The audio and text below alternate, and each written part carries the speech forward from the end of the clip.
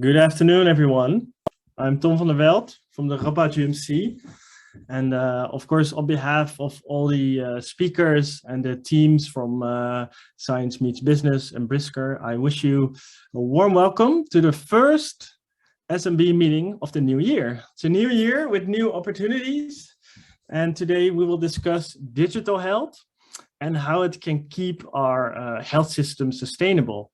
And Martijn Kriens, who's the organizer of the SMB meetings, could not be with us today, unfortunately, because of personal reasons, but he wishes us a great afternoon. And of course, I would like to thank him for organizing this meeting. Yeah, I hope you feel good, not bothered by COVID, not yet. And before we start, some housekeeping items. We will record this session for future reference, and only the screen that is shared and the active speakers will be seen. You already did it, but please keep your video active for more engagement, but keep yourself muted until the presentations are over, because we have a full program with interesting talks. So we decided to do the Q&A at the end. So one big Q&A discussion and network event that will be around 5. And we kindly ask you, actually we encourage you to ask questions via the chat function, and we will get back to them at the end.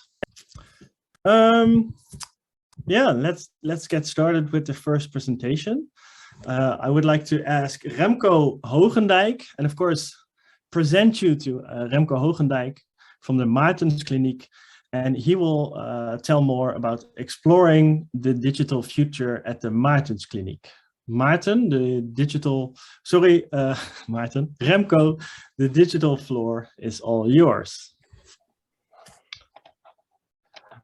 Thank you very much, Tom, for your kind word and your introduction, and of course for the opportunity you give me to talk a little bit about the digital future and how we see these things at the Maartenskliniek. Let's see if we can get along. For those of you who don't know, the St. Maartenskliniek, it's a specialized clinic focused on posture and movement, the largest center for orthopedic surgery, the largest center for rheumatology, and the largest center for spinal cord recovery. 180 million annual turnover and 1,250 people in FTE working there. Well, if I think about digitization and the digital world, I think as a country or as a region or as a city or as a healthcare organization, we have some strength. One of the strengths is that we have an excellent communication infrastructure, fiber to the home, 5G, etc. We also have a highly digital able population and workforce, and we have a great sense of urgency that digitization is the future and is very necessary. But there also are some weaknesses, and one of the weaknesses we as a hospital and a lot of other organizations have is that our user interface or our user experience or customer experience is not very good if we compare that to, let's say, the best partners in the world like Netflix, YouTube, Instagram, TikTok, Coolblue, or Bol.com. Our user experience is nowhere near them. So another weakness of ours is the complex ICT infrastructure. Over the last decades, infrastructure has been built and moderated and built again, and on top of that, more things have built. And now we have an infrastructure which in itself is not very rational anymore. Okay, and I think it's fair to say that the digital infrastructure is vulnerable to hackers or to people who want to put you under pressure, and more hospitals are being blackmailed or are being supposed to pay a lot of bitcoins in order not being hacked. And I think it's a question, either a question of when, not a question of if, also our hospital will be attacked. And I feel quite vulnerable to that. Well, are there opportunities? Of course there are. I think one of the great opportunities in ICT and digitization is the efficiency. Like in air travel, I traveled recently, and basically I noticed that I am doing all the work for the airline industry. And I think that our patients can do a lot of work themselves. It should be cost effective, it should have better medical outcomes, and it should help to gain a better perceived customer experience and service. But there are also some threats. One, of course, is the regulations become more and more complex, especially data protection laws and medical device regulations. Of course, we're looking at the turnover process. We have a current existing situation A. We need to go to the perceived and situation B, but the trajectory from A to B is complex and it's very harsh. Another point of concern is, of course, the availability of people who can speak both the ICT language, but also understand what the floor and the actual patients need. And last but not least, and I think this is maybe good for later discussion, blind faith in ICT, that ICT will fix everything, is, I think, not a good thing. So we need to be realistic. ICT can help, but it's not the silver bullet that will solve everything. Okay, back to the St. Martin's Clinic then. As I told you before, ICT must be ready, but your legacy is a burden. We come from, let's say, pretty far. We've already built a lot of things. So one of our design principles is that we say, okay, data is the core business, but we have to separate the data from the application layer and from the presentation layer. So we put that model, build a creation layer between our, let's say, our core processes. We build a data layer, which is the basis of data interaction. And then we have all kinds of windows and screens and dashboards in which that data can be made available. We chose to do everything in open standards, in international standards like HL7 and FHIR and so on and so forth. In order to, and we worked with these kind of partners, but that's not very interesting because even these partners can be changed and switched into others because we designed this infrastructure. Well, then we went to a thing called the next step in our digitization is the program called Maarten's Clinic as a Service, MAS, a program for excellent digital service started last year. Well, Simon Sinek always says why and how and what. But why are we doing that? Well, this is the world we live in today. All people are living out their mobile phones and mobile devices. So the St. Martin's Clinic should be on your mobile phone and should be in your mobile.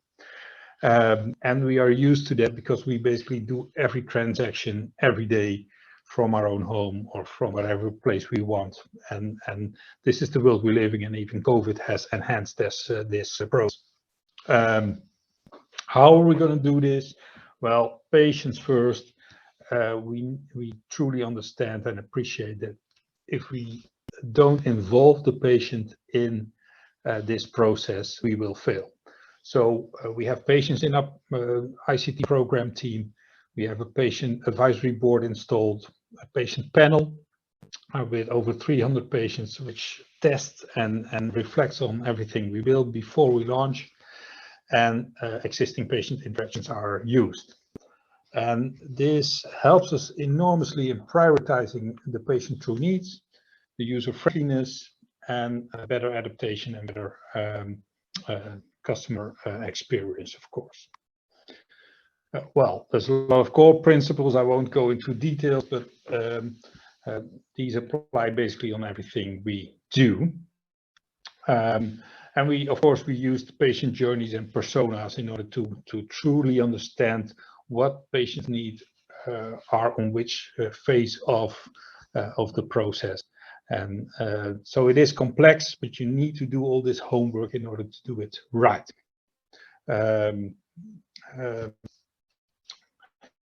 Okay, so we built a 9 maatregelen, let's say an online digital service portal or support, which can be approached from basically any device you want, and you can do everything that is possible from this central dashboard. And we have all applications to apply with this system, and we use Salesforce as a part for this system. Well, there's a fundamental and big choices in our infrastructure that go beneath that process. And again, this is all in Dutch, and I won't go into all detail with. Just to illustrate, these processes may seem simple, but even in a small hospital are very complex to run, and a lot of work is being done. And then we built this roadmap for how do we get from A till B. And you see, you must, for instance, making your own appointments is a very impactful process in this complex system. Well, to end up, what do you think about the future? We believe that the future of care will be more and more at home and more virtual. We think about the metaverse and we think about virtual reality.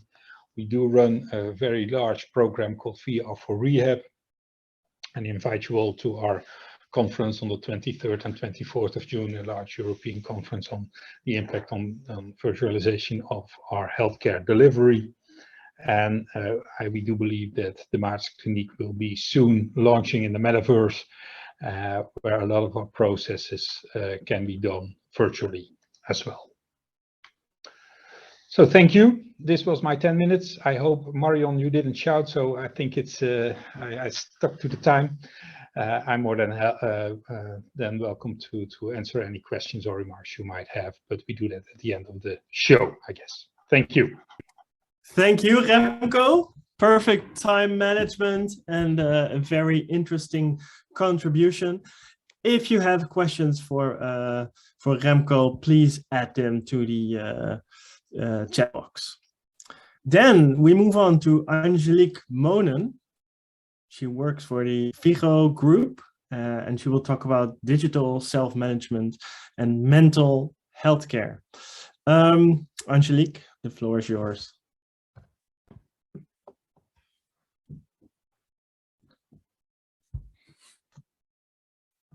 I hope you can see my screen. Yes, we can, but it's not in presentation mode yet. Yes, yeah. I think now it's you can see it. Well, thank you for the opportunity to tell you about Vigo and our digital innovation. My name is Angelique Monen. I'm an innovation manager at Vigo. I mainly focus on digital innovation, and I can tell you many things about it, but I only have 10 minutes. So I'll give you some highlights about our vision and how we look at the problems we see and our solutions we are trying to find to improve digital health and digital innovation. Vigo focuses on mental health care for young adults, elderly, actually all ages. But we also have a lot of youth care and forensic psychiatry. So it's a broad spectrum of healthcare, mental health care. We do that mostly with outpatient care, but if necessary, we also have a lot of clinics where people can get the care they need.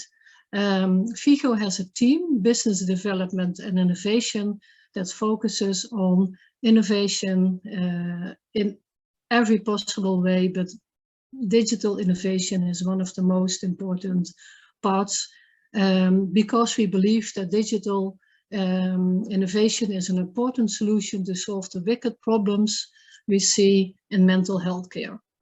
And mental wicked problems there are. You see here a few of them. For example, the healthcare costs are rising in general, but especially also in mental health care. It's no exception. There are different reasons. People got older. We develop new treatments, sometimes quite expensive. And the number of people with chronic diseases is growing. And these people also get older. So it's a double wicked problem. In mental health care, it's every day almost on the news, and also in youth care, we see long waiting lists. People have to wait a long time before they have their intake, a long time before the treatment starts, and how more complex the problem is, how longer the waiting time is. That combined with a shortage of professionals makes it even more difficult and makes it even a bigger wicked problem to solve. If you also consider the expectations that people have regarding their mental health, where we see a change from the more traditional approach that you visit your professional once a week. Now you need much more 24/7 approach, more digital proximity. People expect more from their professionals. And that is difficult when there is a shortage of professionals. We have a growing number of digital innovations and the technical developments, and that can provide a solution for these wicked problems. But to implement them and implement these digital innovations, we have to change. Yeah, there has to be a transition and maybe even a revolution. And Vigo is eager to contribute to that revolution. So we developed a platform ecosystem. We did it together with our strategic partners. And in this platform ecosystem, we empower people to work on their mental health and their mental resilience. And working on the mental resilience means that they can improve their mental health, they can prevent mental illness, or we can help them dealing with their mental illness. We focus not only on mental health, but also on the other aspects of positive health, positieve gezondheid. For example, the physical fitness, being in control of your daily life, or having a meaningful life. We see, and we are convinced that it really works, that this contributes to the expectations people have, and that it reduces the referrals from the general practitioner to the healthcare professional or the care professionals in general. It also reduces the wrong referrals, because we have much more information about what is wrong with somebody and how we can treat someone the best way possible. We do this through digitalized and data-driven help. So we can match the client with the right professional, and that is especially important in mental health, because the connection between the professional and the client is a part of how the cure in mental care is working.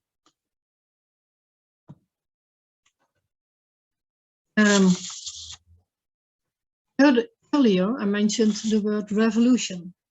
And here you see how we visualize this revolution. It's a change from a step-by-step approach to an integrated network where the client or patient is in the lead. And in this integrated network, he can receive the healthcare he needs at the time he wants to receive it, and given by the professionals of his choice or who fit together, working on the mental problem that the client has. So the client is in lead of its own progress, of its own process.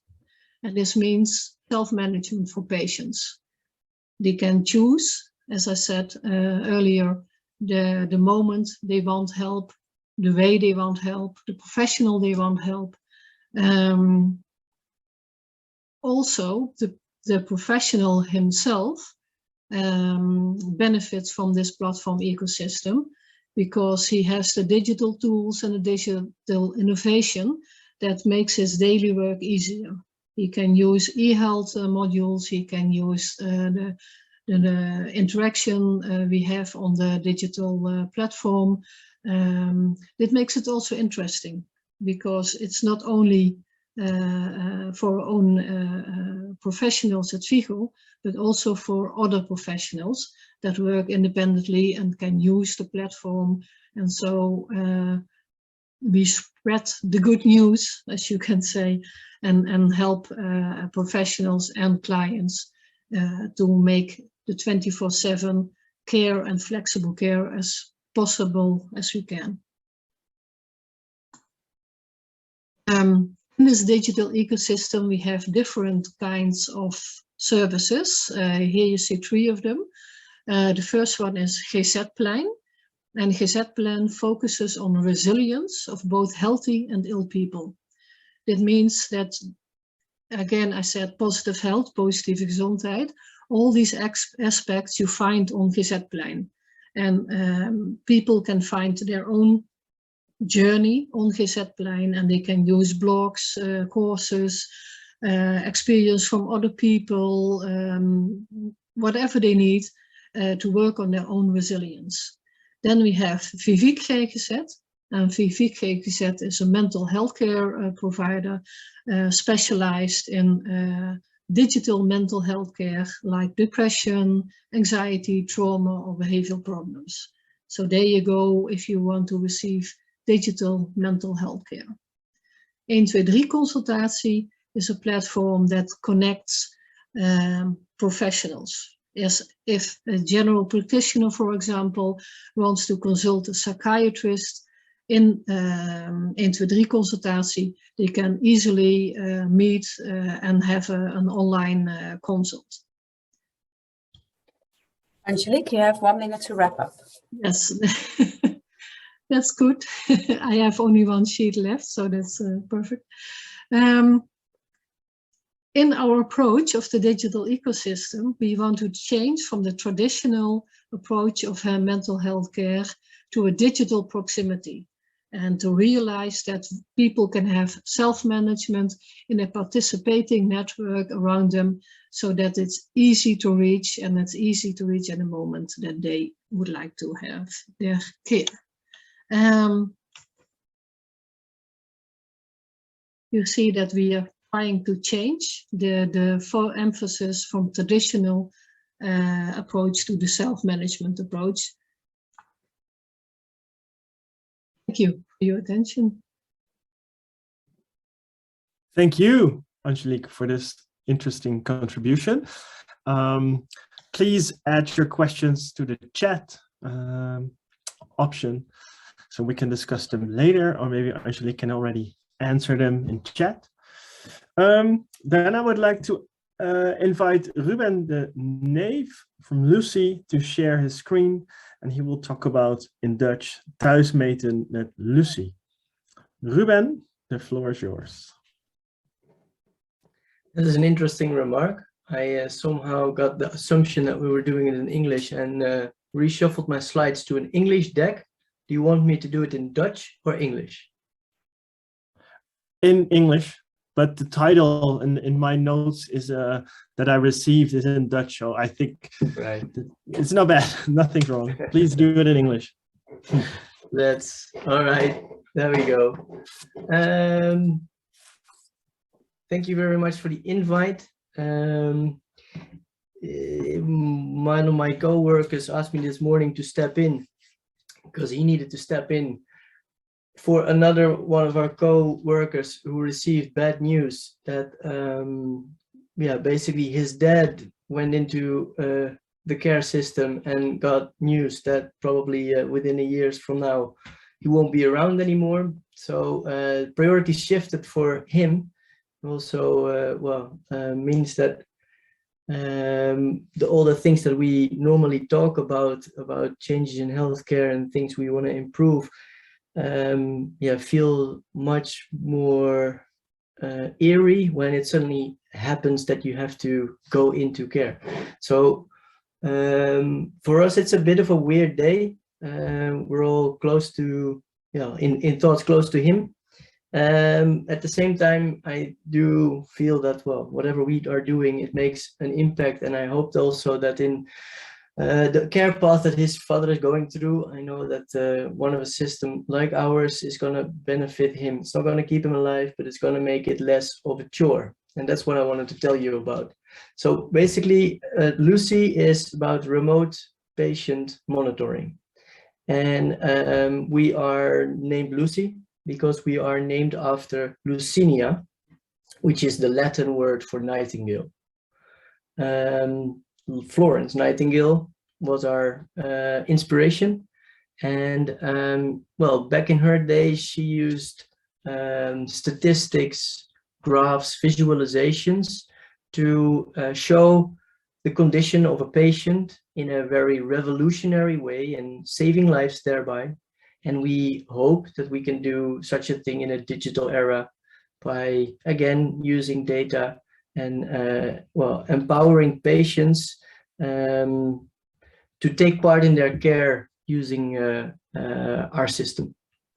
Yeah, it's also, to me, handy that we work this way, because sometimes it's just a system feels very cold, or, well, it's just technology.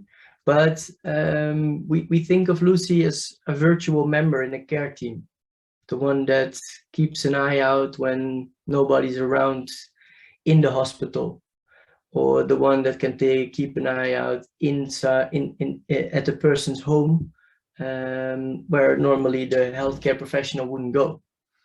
The way we do it is that a patient, and I'll show you a bit more about that, sends in measurements from their home. Lucy calculates whether there's a deterioration going on, whether things are off, and if so, the care professional can get alarmed, but also the patient gets notified that they can take part in their health at that point in time. Yeah, we like to call it the lifeline now.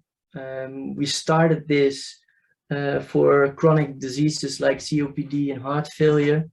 But we've seen also over the last year, where we were helping hospitals out in basically, creating space in the IC rooms where people were in beds that, well, maybe didn't have to be there anymore, and they could open up space if they had a way of being monitored at home. This way we've helped a lot of hospitals with moving literal also wards to home. And at the same time, we're also going more into self-care. So, well, to bridge what was just said, we think that engaging through just an app on your phone with your health also can be a very vital part in managing your own disease. And you don't even have to have a healthcare professional involved in there, because it's, well, something that works with an algorithm. They'll tell you when things are off and what to do when things are off. Yes, we've had good results over the last couple of years, is what this slide is wanting to tell you.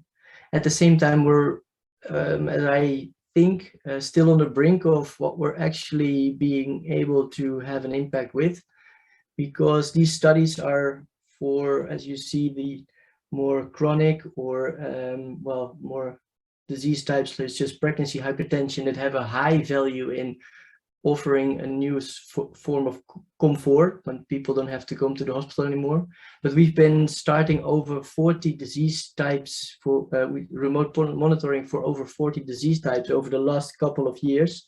And studies for those disease types haven't finished yet. So there's not much to say so far, but it's looking very promising. all in all, what we do basically is trying to create that space for care, and it's repeating what we've all heard in many ways. Yes, we are in a system that will demand more and more people. People will demand more and more care and less to be able to serve it. So somehow we want to do things differently, seeing the right patient at the right time, and if it's up to us, doing so in a way that not just makes it more comfortable for the patient to do it like this, but also feels like the best way of caring for your patients as a care professional. Therefore, we have a high focus on usability, user experience. We have an app for patients that is, yeah, back in the days we had help of Apple in building the app. Nowadays we know how to do it ourselves, but what we are inspired by the ways that Apple knows how to keep things simple and fresh. The app allows people to send in measurements on a daily basis or whichever their schedule is. It allows them to see educational modules. And if needed, we can get in contact through the app. We can set up contact through the app between patient and care professionals. And at the other end, we have for caregivers a dashboard that will tell them which patient to see and which one to see first, prioritizes. It gives insights with graphs, and it will also allow again to get in contact or send messages when necessary. And yeah, well, last but not least, we do believe that if you want to create space for care, we should not be the third system in the ecosystem or the 30th system. So we integrate with EMRs so that for a healthcare professional, they work from one system. Then finally, to perhaps inspire you also for yourself, but in general also to think along or be inspired by what's already out there. We have now a library with over 40 care pathways. On lucy.com, you can find all the ones. They have a short introduction, but some, not all, you can also test out as a patient yourself. So you can try out the app. And if you work in a hospital, you can, of course, get a demo there. So, well, we think that we are now, maybe a bit weird to state it like that, but I think it's still the easiest one to explain. We are now ready to be used as a Lego box by everyone that is working in healthcare and wants to start doing remote monitoring because they believe it's better care. And we think the solutions are endless. So build the future and do it today. And if you want to take the next step in healthcare, in shaping the future of healthcare with us, please contact us. Thank you, Ruben. Great overview of what you and your Lucy colleagues do. You can stop sharing your screen, and if you have any questions, please add them to the chat. Then we move on to the next speaker, Gert-Jan Brok from InMotion VR. And he will talk about Let's Play to Heal. Gert-Jan, the virtual floor is yours. Yes, thank you, Tom.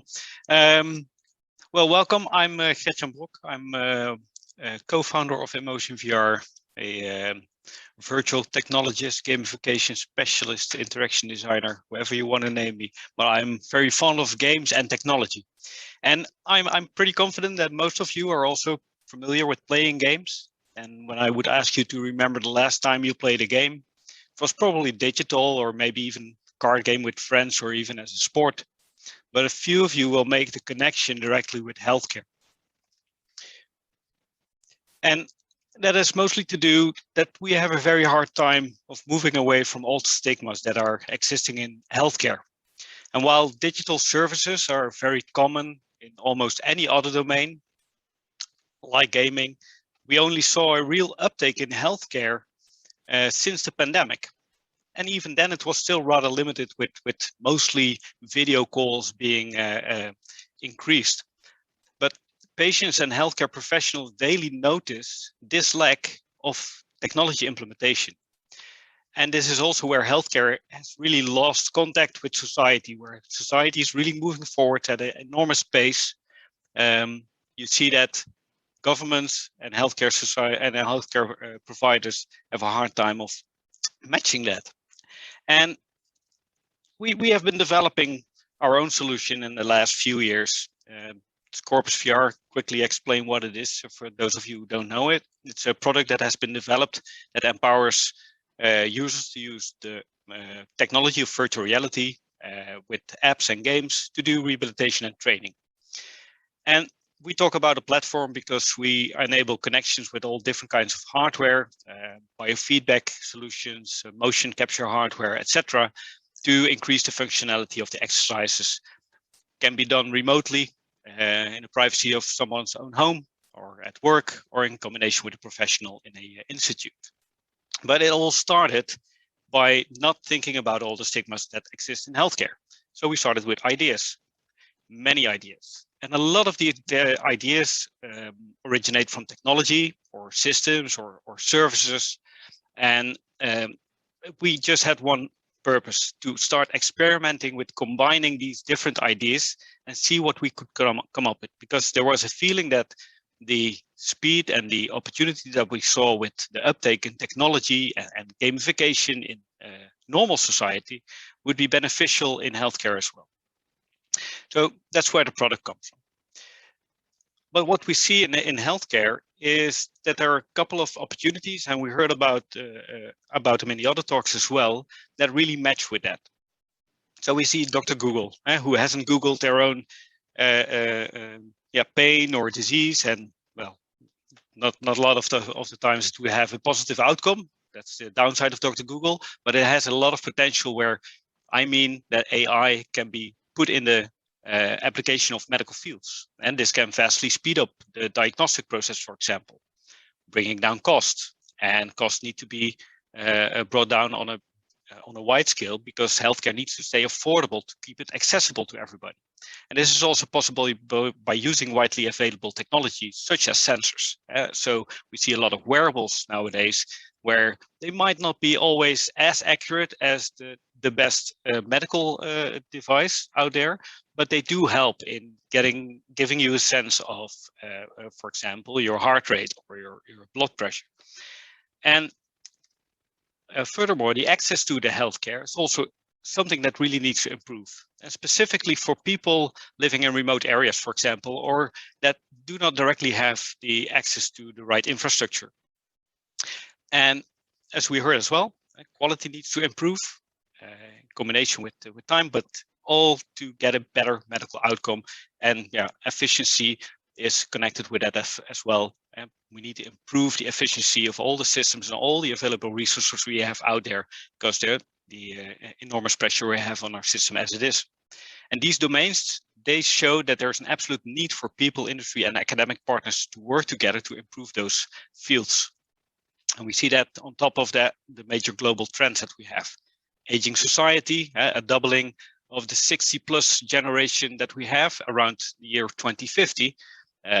Combine that with an enormous amount of people, 3.4 billion people living in rural areas worldwide, having a hard time to get access to good healthcare. And there's, of course, the climate. And why the climate? The way that COVID has impacted climate was already shown on a somewhat smaller scale, what it would do with climate. Increasing the air quality around us and reducing the amount of traffic jams that we saw out there. So reducing the amount of travel by performing remote healthcare could have a very potential beneficial impact on climate as well. Back to gamification, because when you have all this technology and all this potential that is out there, why would we try to gamify everything? Why does healthcare need to be fun? Well, first and foremost, increase the engagement. And the better that people are engaged in their own recovery, the better the outcome will be. and look at successful mechanisms from completely other different worlds like Wordfeud or maybe even Pokemon Go, and you see how those games and those worlds can engage people to keep returning to that environment. And it's not only because they're fun games, because yes, they are, but also because they use game design principles that adapt to the user and they motivate them with the right amount of challenges and rewards. And how would you be able to activate a patient to get back to their own recovery and to their training? That would be a good thing to keep in mind. And also to influence cognitive perception. And we use, for example, virtual reality. And with the environments that we create, we can use a combination of processes that give a positive mental impact, for example, and give focus where it would otherwise be difficult to have. Yeah, and when looking at all the opportunities we can enable or develop, we see that in most cases we need to collaborate very easily. We need to look at funding we need to collaborate on, but also collaborate with hardware partners, experts on that field, and domain experts from healthcare. But in the end, it can only work when we have an acceptable business model that can sustain all these digital services that we create. And it's interesting, one of the first talks we had from Remco mentioned one interesting world, and it's a world that we call the metaverse. And the metaverse, I needed to put in my presentation as the last slide. It's a very vague promise, but very interesting nonetheless. It's combining different platforms, different technologies, different companies, different stakeholders. There's lots of question about who owns the data, how secure it is, how is it managed, how is it monetized. All these questions need to be answered, and there need to be systems being put in place for us to be safe to use anything in that metaverse. And the metaverse is not per se in virtual reality or only on your smartphone. No, it's a combination of all the devices being able to be connected to each other. And investors, they are diving right on top of that opportunity. They are really boosting development of this metaverse, although it's still vague. It's really getting boosted, and this creates great opportunities for us in healthcare as well. And we really need to grab that opportunity and benefit from that. So I would like to see the metaverse as an inclusive or maybe even a holistic way of looking at embedding technology and data visualization and increasing accessibility for future generations. So I would like to ask you and invite you to start to play around in the metaverse or whatever other verse you might have, and see what you can learn from it and create from it. Thank you. Thank you. Right, that was a lot of information. It's a lot to digest, I would say. Remco already left, so you can email him his questions. Thank you for being here. Thank you, speakers and audience. Angelique, are you still there? Yes. Any questions for Angelique? Feel free or shoot. You can unmute yourself or raise your hand first if you want. Yes, Sander here. I already posted a question in the chat. I was just curious. And also in the presentation from Lucy, there's a lot of talk about self-management as a positive, as an advantage. And some time ago, I was also working on the validation of a value proposition for a home monitoring system for glaucoma patients. And of course, empowerment I also saw as a big positive, so that people will be in control of their own treatment and their own monitoring. But actually, from the small group of patients I interviewed, like 15 people, there were about 3 that said, well, I really don't feel confident that I have to be in control of all that stuff. I really prefer to go to my doctor and have him tell me what to do and take the tests and that kind of stuff. Do you simply see it as a design challenge, or how do you handle that you put more responsibility with the patient with these kind of systems? Yeah, this is one of the issues we addressed, also speaking with a lot of clients in developing this platform ecosystem. And that is also the reason that we have the GZ-plein, which mainly focuses on self-management and your own resilience and your mental resilience. And then we can scale up also using the context that the client has with his GP or with his psychologist or psychiatrist or psychotherapist. So there's always possible to scale up, and in the GZ-plein you also have contact with professionals or contact with other people with the same experiences that can help you to try things by yourself. And if it's not possible, you can easily contact someone with a professional background that can help you, or you get a referral and have to have the treatment at Vivik, for example. So we have the different possibilities in the platform ecosystem, because not everybody is as digital as we think. In spite of all the gaming and all the 2 years of COVID and working online, and eHealth is also not screen-to-screen contact. It's much more. We have developed a lot of eHealth programs that are a combination of face-to-face and screen-to-screen, and exercises you do at home or homework, and you speak about your homework with your professional help. So that we have a lot of different possibilities in the ecosystem. Thank you, Angelique. Ruben, do you have anything to add regarding Sander's question? Yeah, well, maybe the question to Sander is, did you get what you need? Do you have enough info, or would you like to hear how we solve it? I would love to hear how you solved it. Yeah. All right. So I think in general, eHealth, maybe Angelique was saying the same thing, is not a new one size fits all. So it will not work for everyone. Same for self-management. One thing we do with most of our care paths is that we start off with, say, optitration or a start protocol. And in that protocol, you will also learn a bit about whether this patient is suitable for a certain level of self-management. And afterwards, we have basically two different protocols. The one is self-management, where alarms first reach the patient, they can act upon, and only with high deteriorations, we alarm a healthcare professional. And the other one is just a bit more hands-on. So alarms will always get triggered to the healthcare professional, and they will always assist the patient. But thereby we can still, for the whole group, save time, even though we did not get a solution that might work for everyone.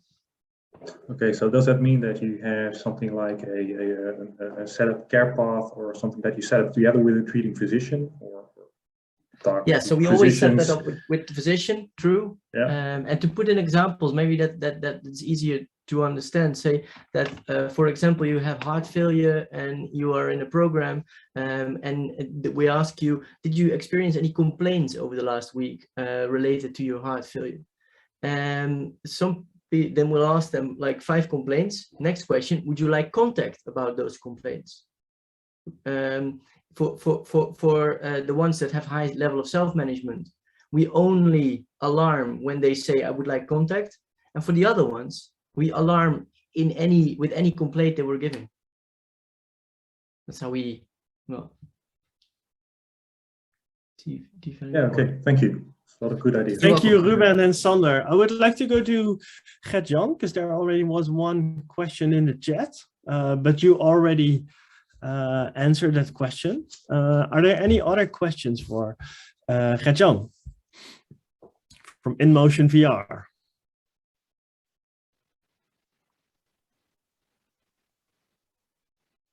I would like to know more about Meta, because Facebook changed its name to Meta, but for me it's very vague. So, but maybe that's for some other day. But that's what I have in mind after your talk. That it is what you want it to be. It's like an oasis. And so yeah. The other week, I got a question from somebody who asked me, well, Gert-Jan, you're into virtual reality and all that kind of technology. And is the metaverse, is that real? And it's NFTs. Do I have to invest in NFTs? And I said, well, go ahead if you want to. It's not my hobby, but of course, there's a lot going on. And the thing is that, of course, when technology gets such a hype, it's really hard to reflect on the real applications that it can have within any domain, within any industry, and even such as healthcare. So a couple of weeks ago, I was at the intensive care unit at the academic hospital in Leuven, and there was a burn victim who was there in his bed for 200 days. And that was nothing, because there were patients that would have stayed there for longer even. But I said 200 days and almost no movement outside of the bed. That patient is laying there in his cocoon of bleeps and bloops and what you can imagine with an intensive care unit.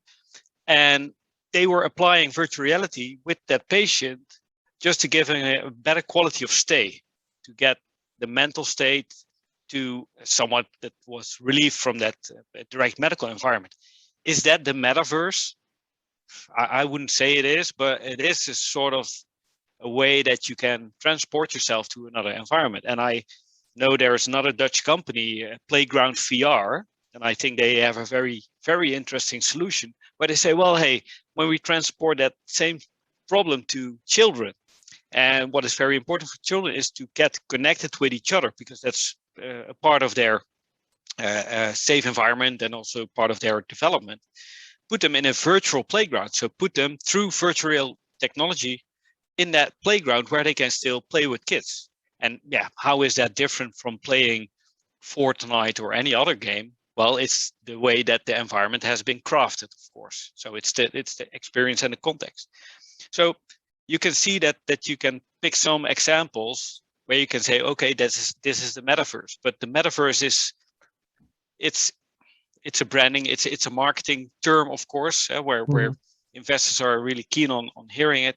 But the idea is, and that's what I was trying to say, look at it at from a holistic approach and see it. Okay, when things can be combined, and we heard it in almost every talk we had today, where you can see technologies being combined, being adaptive to the user, what Ruben was explaining as well, very important. And I think that is part of the outcome of the metaverse. But what is more interesting, and that is also from a business perspective, but ownership perspective, is who is running the show. And there's no clean answer to that, but Meta is making steps, and that is scary and interesting at the same time. I agree. Thank you, Gert-Jan. There's one more question for Ruben from Maarten. Ruben, are you still around? Yeah, sorry for being so switched off, but we have a tiny bit of a crisis which I'm trying to manage as well. Okay, Maarten, could you repeat the question, or do you want me to read it? Maybe I can elaborate indeed. Yeah. Because, sorry for my cat. Care on a distance is also evolving into hybrid care, of course, that we have to evaluate how should care be delivered and how not. Like certain tasks can be performed digitally. But what would you say is still needed to fully implement hybrid care models in the Netherlands? Yeah, I'd say that I can't really go around the answer of the business model. We need a suiting business model for it. So currently, when a hospital is getting reimbursed for every time a patient visits the hospital, but not when they prevent that visit, the current business model isn't helping. Of course, there are ways of, well, managing around that and making sure you use digital care to become more efficient so you can take on more patients and in the end have a zero business case. And that's where we want to go to. But I think that the thing that would most help is that, but that's probably not the way it's going to go. The other thing I think is normalizing. So in my opinion, the other thing we're trying to evangelize almost is also within hospitals, even the front runners. They start projects and then they remain projects because it's from that guy that's always into innovation, you can do the innovation. But if we just make it the standard of care and everybody thinks it's normal to do it this way, then probably we will also get to a majority that thinks it's the standard, the normal, and then we'll make it too. It becomes the norm. All right, thanks. Yeah. Thank you. Then let's go to the Digital Health Hub. Any questions about the Digital Health Hub, the virtual care network, the incubator or challenge lab? I'm sure Floor is willing to answer your questions. She's still around. Any questions? Feel free. Marion. I've got a question. Floor, do you expect more movement from the demand side? So like the care institutions, or from the supply side? So the entrepreneurs going for, trying to give out the app. I'm not sure if I understand the question correctly, Marion, but you ask from who the question comes from? Or? No. I'm trying to find out, where do you expect most impact from? So do you expect that the care institutions demand more digital health, or do you think that the supply is bigger and you need to bring it towards the care institutions? I think the most impact you realize is because you are matching the problem with a solution. There's a lot of things, there's a lot of apps, there's a lot of companies saying that they have their solution to something, and if you ask the healthcare professional, it doesn't fit what they need. So I think the most impact we create is because we are really matching a problem with a solution. The solution is not always needs to be made all from scratch. It can also be because there is a solution in a completely different market. For instance, in logistics, where you have a lot of planning tools, but if you use that product in the healthcare situation, it will resolve a lot of problems from the healthcare professional. So I think it's the most impact is because we match what really is a problem and a solution. Is that an answer to your question? Thank you. Angelique? Yes, additionally, I think it's very important, even if you have the healthcare organization, that you also include, that's our experience, the clients or patients and the healthcare professional itself, because often we see that there are solutions invented for problems that the healthcare professional doesn't really have, but that the manager thinks that the healthcare professional has. So that is really important to focus on that it's an issue that is relevant for the patient, the client, and is relevant for the healthcare professional himself or herself. I was already nodding because, yeah, I really experienced that myself. So good suggestion, but it's something that we take care of or want to take care of, that it's not only the healthcare professional or only the patient, it needs to be in combination. Yeah. And it's not only the cure side, so we're also taking care of the care side. So maybe it's also in a home care situation, which has different things involved and different professionals involved than only a doctor or a nurse. So it's a broad spectrum of care and cure that we are trying to help. Yeah, and also the family or the caretakers at home is also really important. Yeah, the mantelzorgers, but I don't know the name in English. Yeah. I just wanted to quickly jump in there as well. I have a family member who's a district nurse, and one of the problems that she explained is that none of the systems are talking to each other. So how are you incorporating this in this health hub, is to make sure that all, the GPs would still have paper files, and the hospitals would have one system, and the district nurses would have a different system. Do you create APIs so they all can talk to each other, or how do you make this happen? It's a question to me? Yeah. That's not the real focus, what we try to do. That's a very, very big issue. And there are other parties involved. It's a national issue. It's not a regional issue. So we are not really into connecting all of that systems. I wish I could say yes, Lisanne, we are going to do that. But for now, it's a too big issue. What we do want to try, because we also talk to the GP vereniging society, I don't know the word, from Nijmegen, and find out what their problems are. And they are indeed in communication between hospitals. So we are trying to find the challenges, but we need to be also, take step by step and not doing the whole system change. I wish I could do that, Lisanne, but so far, no. Of course, Good that'd be a point, very big Lisanne. task. If you know the solution, tell me. We're going to do it together. Oh, We have I time would for if I one. had it. Sorry, we have time for one final question in chat. I see a question from Frank to Floor. Frank, could you repeat the question if it's still relevant? Yes, it is. I guess, Floor, what is the Challenge Lab going to do different from what the Grosserdammen are doing? Yeah, the Grosserdammen are also another initiative.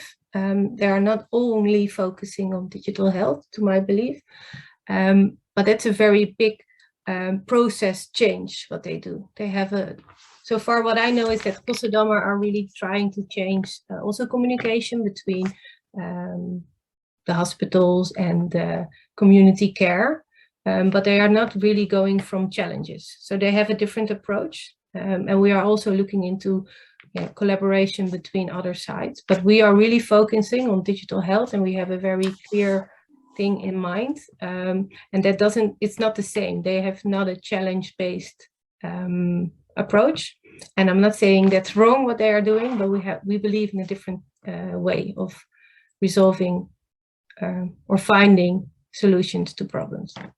Thank you. All right.